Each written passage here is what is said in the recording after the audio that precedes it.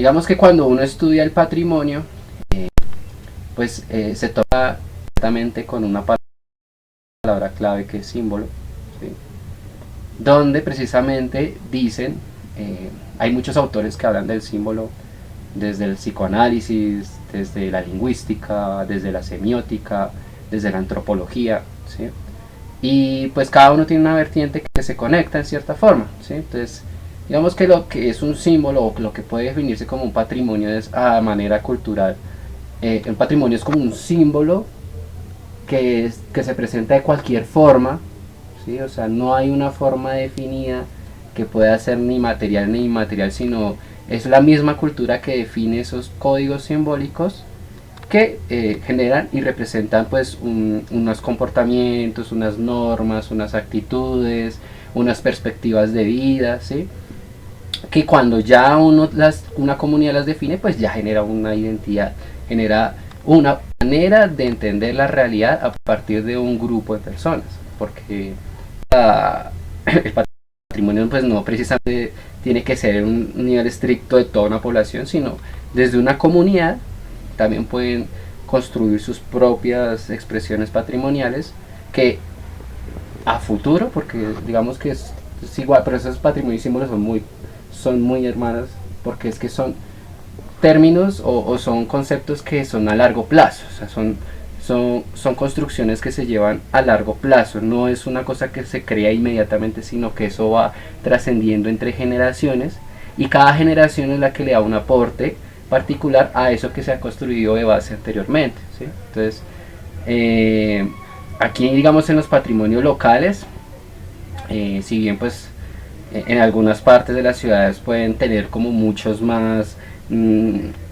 objetos artísticos, identitarios, objetos vinculantes que generan una identidad, pues hay otras poblaciones que pues como ha habido mucha marginalidad y que han venido y vienen a partir pues de diferentes problemáticas, pues ya sabemos que en Colombia hay mucha violencia física y simbólica también, entonces llegan y pues cada uno genera unos micro nichos que también tienen unas micro identidades. Entonces, digamos que cuando uno estudia el patrimonio local, en cuanto se habla de las periferias, los barrios de las localidades, como en el caso de Usme, que hoy en día pues se construyen a partir de las migraciones. Entonces, pues digamos que entender el patrimonio local vuelve un concepto muy amplio, muy complejo, porque pues cada cultura define una manera de identidad y empiezan a generarse esas convivencias entre diferentes culturas que generan, pues si bien puede haber unos acercamientos, también hay disensos, hay tensiones, hay peleas ideológicas, etcétera, etcétera, que pues genera muchas problemáticas precisamente del convivir en el territorio. Entonces, la lectura que estoy haciendo yo en cuanto a entender el patrimonio con esa mixtura de culturas es precisamente que se necesita que de ese conglomerado de personas con múltiples perspectivas de vida se reúnan, convivan, generen acuerdos y crean, o sea, se patrimonialice, o sea, se generen procesos de patrimonialización, como lo decía Gómez Redondo y también Fontal por ahí decía algo así, que era cada cultura que es híbrida también puede construir nueva cultura, o sea, a partir del mestizaje, pues más allá de la relación, o sea, del gestar, ¿sí? de las familias y todo eso, las nuevas familias a partir de las entremezclas de diferentes culturas, también desde el acuerdo y desde la convivencia entre varias perspectivas, pues también se puede crear nuevas culturas. ¿Sí? Perspectivas complejas, observar las problemáticas, que bueno, que ahí ya está también. ¿Cómo se llama esto? Como, no sé si es como identidad, pero también está ahí. Pero sí, ahí está. Neuropolítica, gestión, memoria, identidad, las problemáticas, y de ahí pues está el estudio en este caso, estudio de derechos, pero entonces estudio también judiciales, ligados también estos judiciales de los casos de esto a las problemáticas. Por ejemplo, uno puede estudiar de esto judicial el caso de Santurbán, cómo hicieron para generar esa protección del espacio y todo eso, ¿sí ves? Entonces, aquí, en este estudio de los derechos también tenemos que ver casos. O sea, tú dices que el caso Doña Juana puede ser un estudio donde nos una ya como localidad. Sí, en parte por ese lado, pero también está en mirar referentes. Pues aquí son como referentes que hayan ganado, porque es que ellos son los que tienen el argumento de por qué se tiene que proteger esos espacios. ¿Sí pillas? Y nosotros no vemos, nadie ha hecho eso. De hecho, eso es que bueno, es lo bacano de uno empezar a activar la cabeza, porque en esos derechos también podemos mirar un caso en Colombia, un caso internacional o algo así, donde el aparataje, el discurso jurídico y todo eso, ahí ese es el aparataje que tenemos que armar nosotros, pero ya desde el plano local. Como todo, pues, o sea, nosotros tenemos que referenciar. A mí me sirve la referencia de uno del otro para decir, es que ya ese se lleva en el caso tal.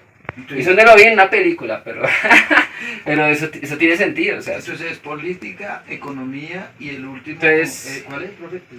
En espiritualidad, pues como también somos unos magos, somos artistas, somos unos locos, nos preocupa bastante ese plano suprasensible, esos porque hay iconos culturales así religiosos, pues por el sector, porque se entiende la espiritualidad de esa manera y no de otra, ¿sí? Entonces en eso llega que tenemos los mitos, la religión, la magia y la imaginación, pero entonces esa religión no entenderla como en un sentido dogmático.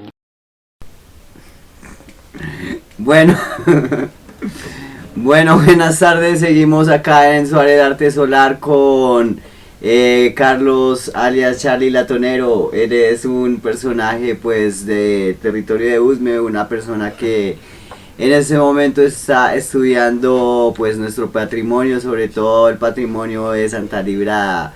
Y cuéntenos, Carlos, ¿hace cuánto lleva estudiando lo que es en sí el patrimonio? Hola, buenas tardes.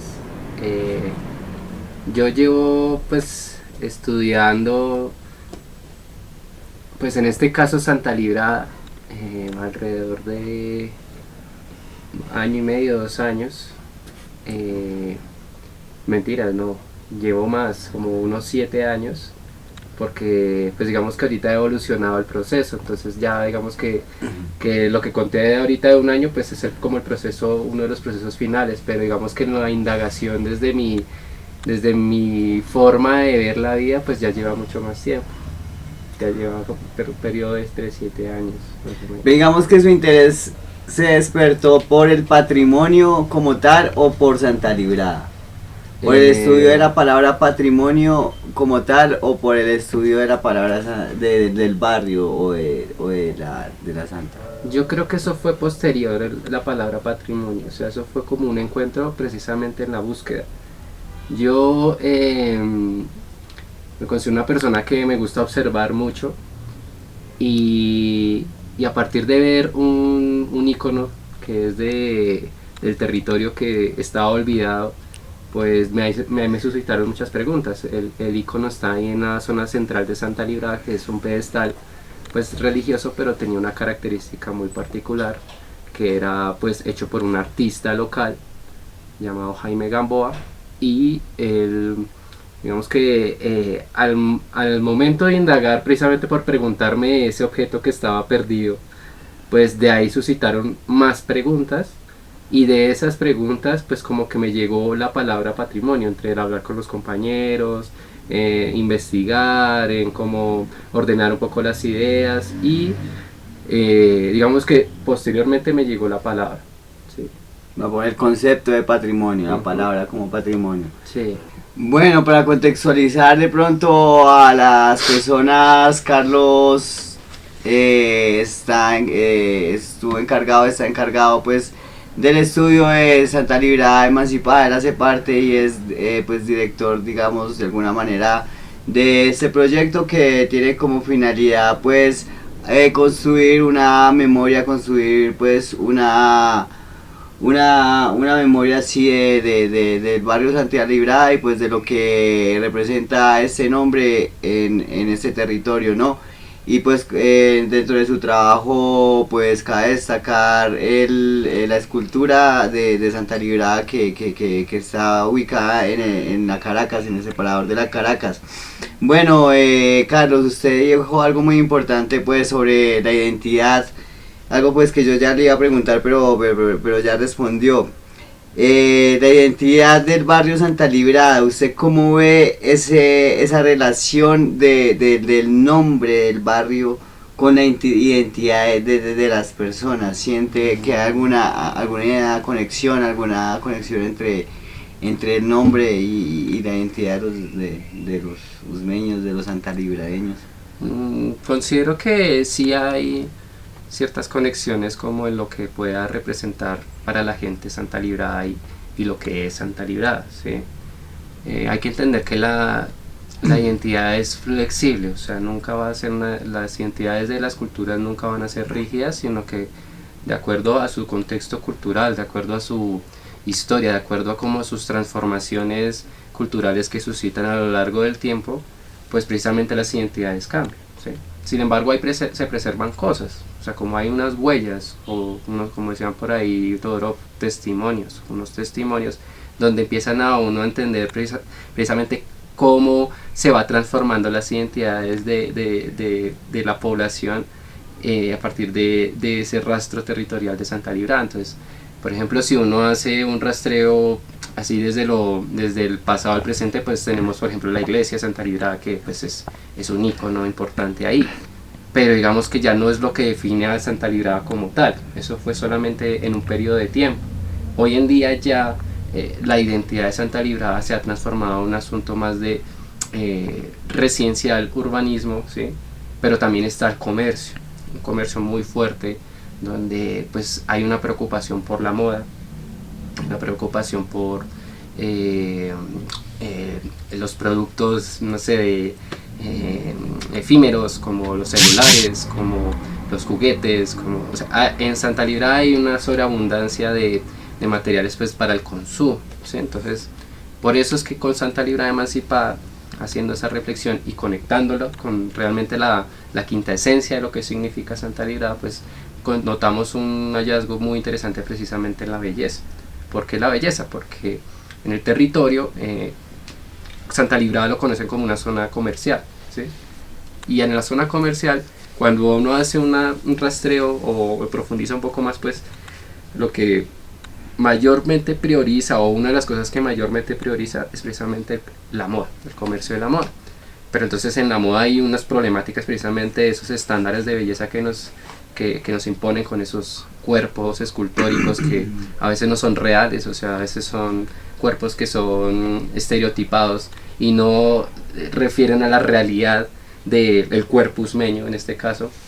Entonces en ese punto pues nos dio como un insumo importante para generar una creación artística colectiva, que ahí es donde salió el proyecto Santa Librada Emancipada, relacionándolo pues con la historia original de ella, que pues es la legendaria Santa Barbuda, ¿sí? Entonces, en contraste de la antibelleza de Santa Librada original frente a la belleza estética que le están dando por las dinámicas del mercado, pues ahí también hay unas tensiones muy bonitas que se pueden pues también explotar, digámoslo así, para generar también contenido artístico, que en este caso pues es lo que nosotros hacemos, que es un asunto de investigación y creación artística.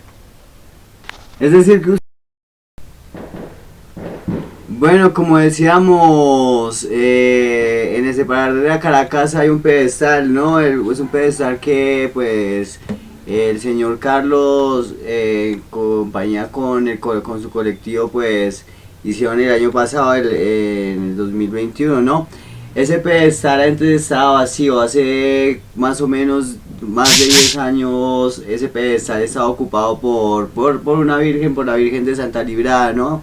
Asimismo como la Santa Librada que usted hizo, Carlos, ¿no? Esa Santa Librada fue hecha por el señor Javier Vargas. Javier Vargas. Digamos que él es el artista que la materializó a partir de las ideas colectivas. Javier Vargas, él hizo la escultura. Sí, él es un artista local que él hace como trabajos de metalurgia, entonces él hace como mucha escultura con metal reciclado. Ah, esa fue la que su merced hizo, la escultura que su merced hizo. Ujú. Listo. Y anteriormente, la que había primero, Bueno. antes de que el pedestal. Anteriormente, Jaime Gamboa. Jaime Gamboa, el señor Jaime Gamboa es el autor del primer pedestal, de la primera Virgen Santa Librada que hubo en ese pedestal. Sí, o sea, hay que tener la claridad, o sea, entonces Jaime Gamboa es el artista primero que realizó el pedestal y la obra en Santa Librada, en colaboración con Óscar Cortés, quien fue el que le colaboró pues para la gestión de los recursos y que él pudiera realizar la obra. Digamos que el asunto de esa obra, pues a veces cuando uno ve que hay muchos asuntos inconexos, pues uno también busca una manera de conectar eso que uno cree que está inconectado, ¿cierto? Entonces, la obra, pues cuando hicimos unas pequeñas entrevistas a Óscar Cortés, sobre todo, sobre Santa Librada, pues porque él como también participó, nosotros le preguntamos cuando entrevistamos cuál era el motivo también porque habían hecho una virgen doble, porque pues también era muy raro que o sea, que se haya hecho una virgen de 2 cabezas y bajo qué propósito.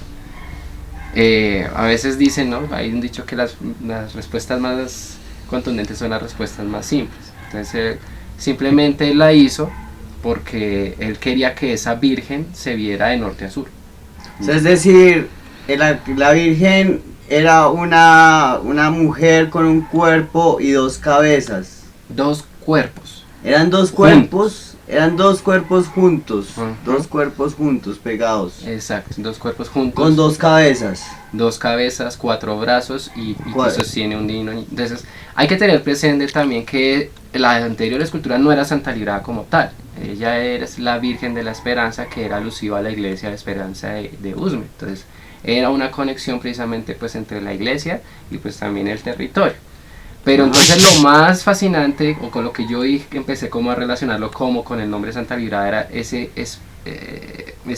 espectro de lo raro, de la rareza, de lo que no es común, de lo que para muchos es feo, es antinatural, digámoslo así, para algunos, ¿no? Entonces en esa conexión, cuando dije la Virgen doble, pues la mujer barbuda, ¿sí? Entonces como esas conexiones de que no son cosas como que son del canon, de lo normal, entre comillas, de ciertas culturas, pues ahí es donde yo dije, hay que rescatar precisamente ese algo de lo raro, de lo feo y todo eso. Entonces, dicen, o sea, la verdad esto es tal vez mis investigaciones requieran un poco más de profundidad, pero digamos que lo que se halló, las investigaciones que se hizo con varios líderes que son de la localidad y que han estado como participando mucho en proyectos culturales, artísticos, recreativos, de turismo y todo eso, decían que la Virgen doble fue destruida por la gente, porque al ver con ese espectro que era raro de 2 cabezas, pues a muchas personas no les gustó y un día pues apareció como rota, o sea, apareció dañada y cuando la intentaron reparar, cuando la sacaron, pues como que no pudieron repararla en su totalidad o desapareció. O sea, ¿qué pasó? Pues algunos preguntaban, pues ¿por qué no le preguntan a Jaime Gamboa? ¿Qué pasó con Jaime Gamboa, la voz de él? Pues se ha hecho varios acercamientos a Jaime Gamboa. Pues digamos que Jaime Gamboa, lo que se rastreó del motivo de la obra, del por qué se desapareció y todo eso, pues él decía que fue por las inclemencias, o sea, como que fue por el clima, ¿sí? Sin embargo, cuando uno mira las fotos, uno se da cuenta que la Virgen estaba protegida, o sea, ella tenía unos vidrios, Unos vidrios, tenía aquí en la parte de arriba tenía como una suerte de techo, entonces digamos que la inclemencia, o sea, como la cosa del clima no conecta tanto cuando uno ve que esa Virgen en cierto periodo, hasta como, según mal cuento, como los periodos, hasta el periodo del 2000 y punta, como que ahí estaba en buen estado y que pues también mucha gente en la localidad, pese a todo, la protegía. ¿Usted ¿Sí? piensa, Carlos, que ese símbolo de Santa Librada, esa estatua de Santa Librada, cuando estuvo ahí en su momento, fue un ícono o fue, digamos que un objeto en el que la gente se reconocía? Sí, los artesanos sobre todo se reconocían en ese icono. A mí, Julio César, al que le conocen como el Grave, una vez me comentaba que también cuando él trabajaba cerca ya al pedestal, pues como que le hablaban, muchas veces como que le rezaban.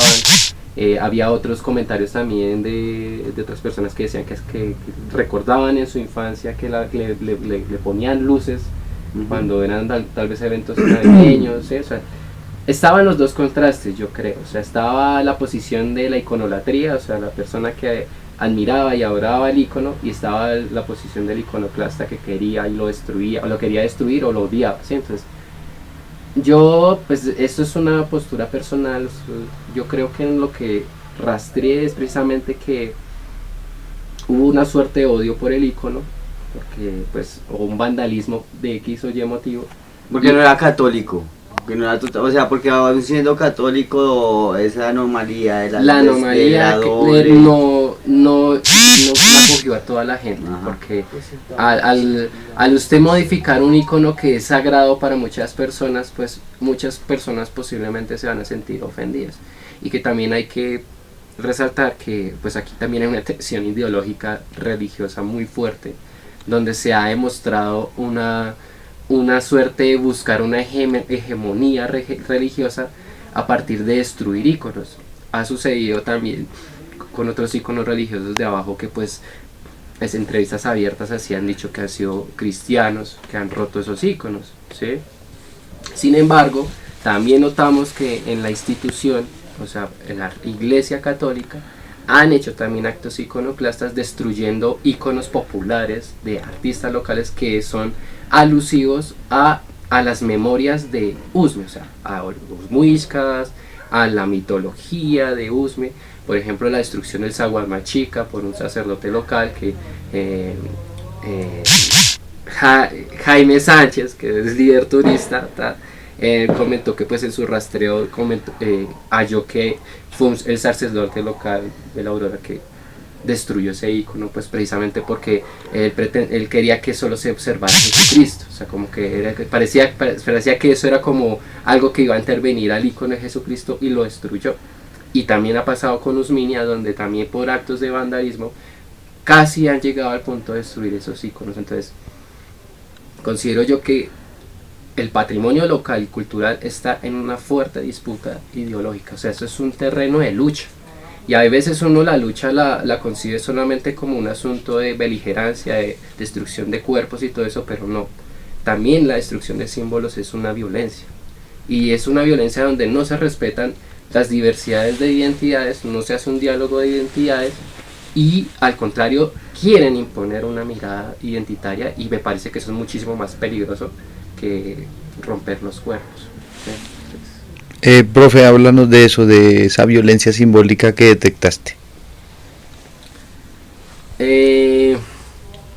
La violencia simbólica que ha suscitado, pues es muy frecuente, o sea, uno lo ve siempre con un acto muy sencillo. Cuando usted pinta un mural y llega un grupo de grafitis o un grafitero o algo así, y le pinta eso y pone un tag, eso ya es de alguna manera una violencia simbólica, precisamente es porque es imponer su voz, o sea, su percepción, su manera de ver el mundo frente a otros.